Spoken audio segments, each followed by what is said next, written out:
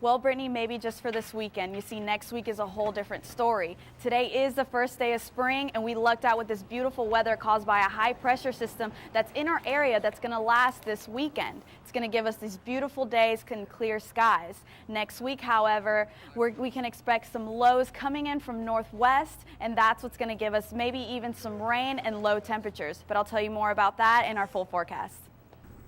Today marks the 1-year anniversary of the Boston Marathon bombing. On that awful day, 2 bombs exploded near the finish line, killing 3 people and injuring hundreds.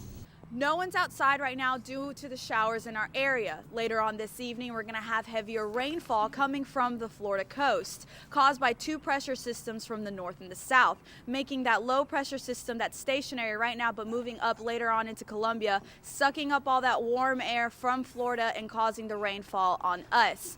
By the weekend, we're going to see higher temperatures as well as a little bit more sunshine, but all that coming up later on this evening. I was not allowed to talk to the clerk working the day of the robbery, but it's not gone unnoticed that despite being open, the doors remain locked. The Australian Broadway cast of The Lion King decided to surprise their fellow passengers yesterday on their flight back to Sydney. Search crews are looking for a man who witnesses say jumped off the Broad River Bridge on I-20 into the river yesterday. I think I saw some guy with a bandana run next door. A witness who works at Chickadee's Diner next door, who didn't want to be named, saw what happened as the check-in-to-cash clerk was robbed. He's a small little Indian man. So I was like, well, let me go check on him. So I walked out the door and I peeked in his window and all I see is this big black person running towards the door. They left their car right out front, driver's door, passenger door, wide open, nobody in the car. So I ran back in here, locked the door, and we ran back there. I called 911. He pushed his panic button. Irmo police have identified the robbers as a black male 5 feet 6 inches tall, weighing around 150 pounds, and a black woman around 5 feet 4 inches tall, thick build, weighing around 150. We got the surveillance video from the business and it just was of poor quality, so we're unable to get a good picture from the surveillance video. What they did find was the gun left behind by the 2 people, but it was a little out of the ordinary.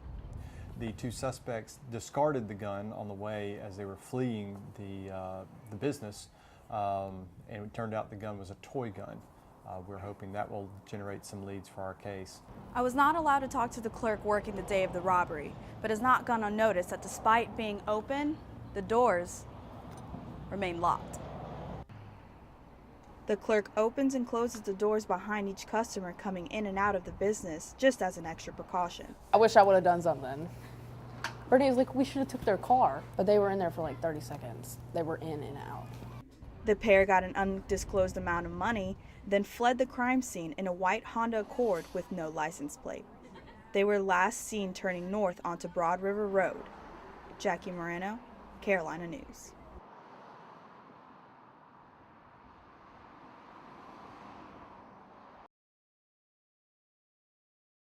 Your vitamin D level was slightly low, period. Gregory Conduras is a family doctor who owns his own practice along with 4 other partners in Lexington County. He is able to come and go as he pleases, but before he was able to manage his own time, he had to work 2 to 3 sleepless nights a week on call straight during his 3-year residency. It was just part of the process. It was how we were initiated into the club, so to speak. Dr. Conduras admits to doing everything in his power to keep up with these long shifts, but to a certain extent. Did nicotine with cigarettes, and I did caffeine. Never did pills or illegal substances, but plenty of that was going around just to stay awake for no other reason than to stay alert and stay awake and try to get your job done the best you could. The sleep study at the University of Pennsylvania was tested on mice to see their brain reaction after loss of sleep. They found that the nerve cells making protein to energize your brain shut down after a lack of sleep became a habit. After a few days of shift work sleep, the cells started dying off at a fast pace. In the long run, not good for your health, mental, physical, emotional, otherwise. With brain damage as a result of sleepless nights, you have to wonder, has anything ever gone wrong on the job? Thankfully, I was never involved in a case where gross negligence was or caused a patient to do badly or to die, but I'm sure that's happened at it has happened at other places in the past. So, that's what we're trying to guard against now. Dr. Conduras may have steered away from a healthy path due to necessity, but he advises those not to follow in his footsteps. It's key. When you can, get your exercise. You got to eat healthy. You cannot not sleep. You have to get your sleep. It keeps everything functioning. Dr. Conduras is glad to have his long nights behind him, but for those who are still enduring them, may need to rethink their lifestyle. Jackie Moreno, Carolina News.